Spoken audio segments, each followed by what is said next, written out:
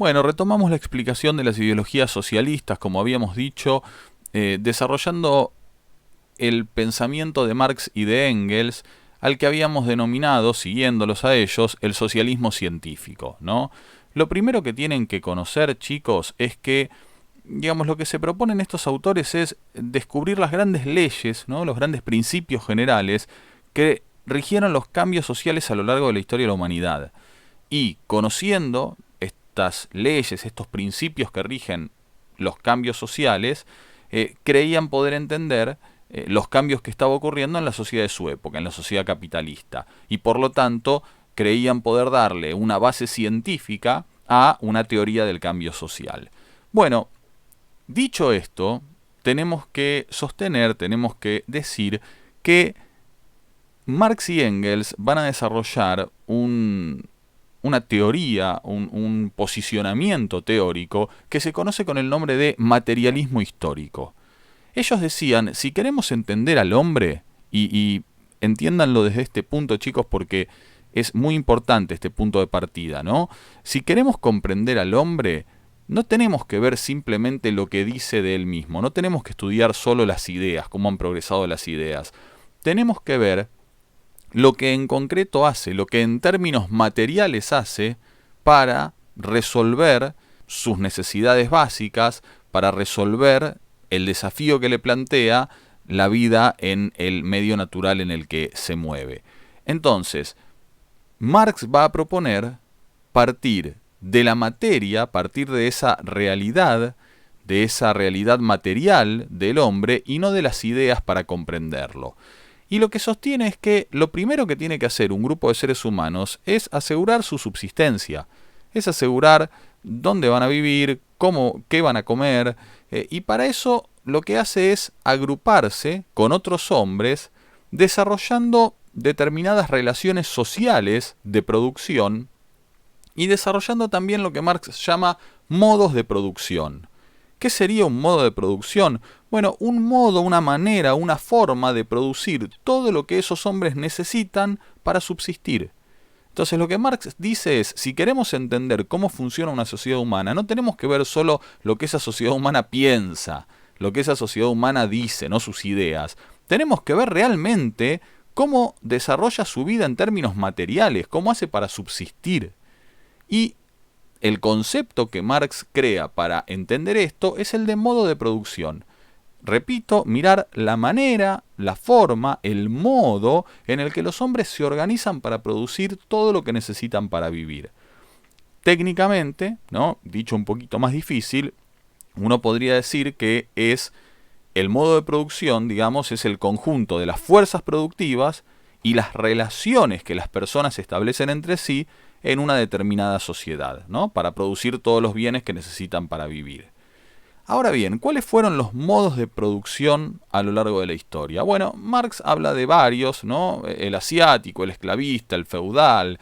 Acá, por ejemplo, tenemos una sociedad dividida en amos y en esclavos. En el feudal, resumiendo muchísimo, ¿no? Se acordarán porque lo vimos en segundo año, en señores y siervos.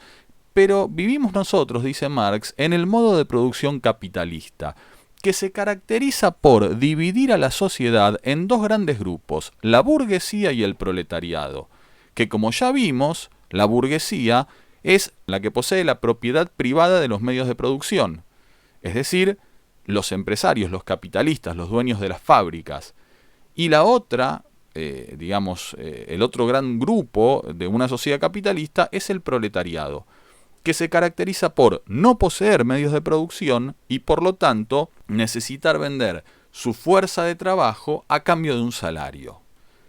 Entonces Marx dice, ¿cómo son las relaciones entre estos dos grupos sociales? Bueno, él dice, son relaciones de explotación y de dominación, ¿no? La burguesía posee los medios de producción y en virtud de esa posesión domina al proletariado, domina a los trabajadores.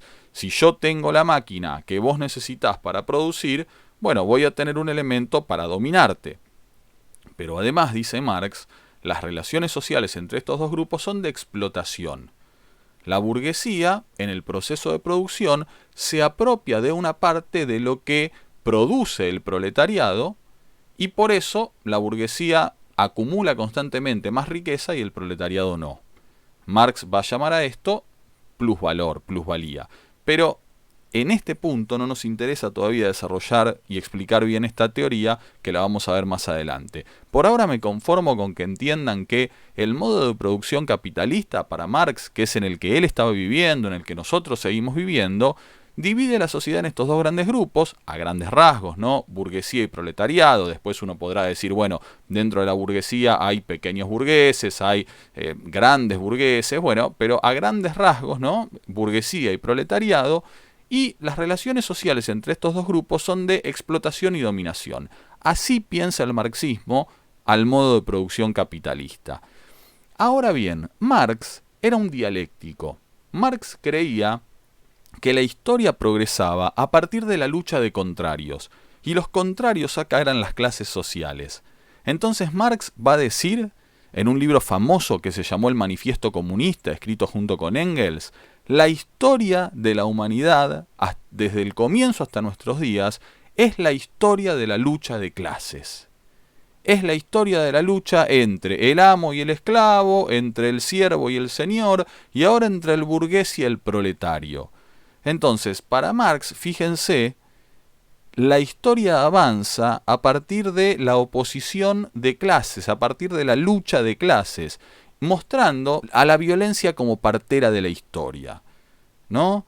Entonces Marx va a decir, bueno, cada modo de producción experimentó un momento en el que se produjo una contradicción muy fuerte entre lo que se podía producir y las relaciones sociales que había para desarrollar esas cosas que se podía producir.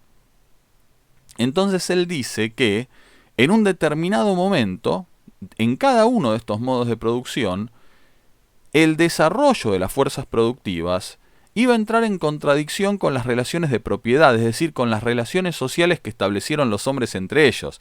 Por ejemplo, siervo-señor, por ejemplo, amo-esclavo, por ejemplo, burgués-proletario. Marx dice, esta forma de agrupar a la sociedad en determinado momento impide que la sociedad progrese, impide que se desarrollen las fuerzas productivas que verdaderamente puede desarrollar esa sociedad. Cuando esto ocurre, dice Marx, vamos a entrar en un momento que él denomina crisis revolucionaria. Y él creía que esta crisis revolucionaria en el capitalismo iba a derivar en otro modo de producción llamado comunismo. Uno podría preguntarse, bueno, ¿y qué sería esto? ¿Cómo organizaría la sociedad? Bueno, obviamente es un tema muy complejo sobre el que se han escrito muchas páginas. Créanme, chicos, bibliotecas enteras hay dedicadas a estas cuestiones. Entonces, para resumirlo, nosotros vamos a seguir a un autor llamado Salvador Giner, que dice que básicamente al comunismo podemos pensarlo como una sociedad sin propiedad privada de los medios de producción, es decir, donde las máquinas no están en manos de la burguesía, ¿no? Porque no existe la posibilidad de apropiarse en términos privados de los medios de producción. Esa sería la primera característica del comunismo. Y por lo tanto, claro, sería también una sociedad sin clases sociales. Porque si lo que diferenciaba a la burguesía del proletariado era que la burguesía posee los medios de producción, al impedirse eso, se eliminan automáticamente las clases sociales. Y además, dice Salvador Giner, siguiendo a Marx, el comunismo también sería una sociedad sin Estado. Ahora bien, ¿en qué sentido una sociedad sin Estado? Bueno, en el siguiente. Para el marxismo el Estado era el instrumento de dominación de una clase sobre la otra. Repito, para el marxismo el Estado era un instrumento de dominación, chicos. La burguesía dominaba al proletariado en el capitalismo, por ejemplo, los señores feudales por medio del Estado dominaban a los siervos durante el feudalismo. Entonces lo que dice Marx es que en una sociedad sin propiedad privada y sin clases sociales no va a haber necesidad de un Estado entendido como dominación de clase, como instrumento de dominación de clase. Marx no dijo muchísimas cosas más sobre cómo sería el comunismo, porque él se dedicó sobre todo a estudiar el capitalismo. para, como les decía, lograr por medio de una comprensión científica de la realidad, descubrir esas leyes, esos principios generales que regían los cambios sociales y así poder darle una base científica a una teoría del cambio social.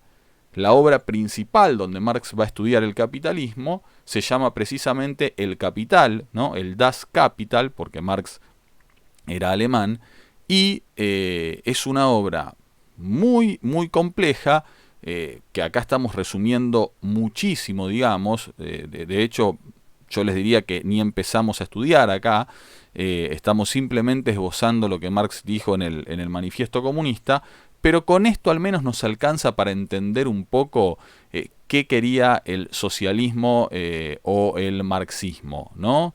El marxismo sostenía entonces que en determinado momento del desarrollo capitalista iba a existir una crisis revolucionaria, ¿no? Porque estas relaciones sociales entre burguesía y proletariado iban a impedir el desarrollo de la capacidad de esa sociedad, iban a impedir que se desarrollen las fuerzas productivas que había en esa sociedad, y como fruto de esa crisis revolucionaria, el proletariado iba a tomar el poder e iba a construir una sociedad comunista, que es, repito, una sociedad, siguiendo a Salvador Giner, sin propiedad privada de los medios de producción, sin clases sociales y sin Estado. Bueno, en pos de eso, el marxismo quería que los obreros del mundo se unan y se organicen para luchar por esta sociedad comunista. Pero repito, en base al estudio científico que Marx y Engels habían desarrollado. Sobre todo en base al estudio científico que Marx había desarrollado en su obra cumbre, que fue El Capital. Bueno, este fue, repito, un resumen de la obra de dos pensadores, de una obra sobre la que, como les dije antes, se han escrito bibliotecas enteras, ¿no? Comentándola, analizándola, estudiándola, y nosotros simplemente estamos dando el ABC de esa teoría para que ustedes puedan entenderla. Llegará el momento de complejizarla, de profundizar el análisis en otros años más adelante. Por ahora me conformo entonces con que hayamos entendido estos aspectos que son los principales de la teoría marxista. Por supuesto, chicos, es una forma de ver la realidad, no es la única, no es ni la mejor ni la peor. Estas son obras muy complejas y requieren de mucho análisis, ¿no? de mucho estudio.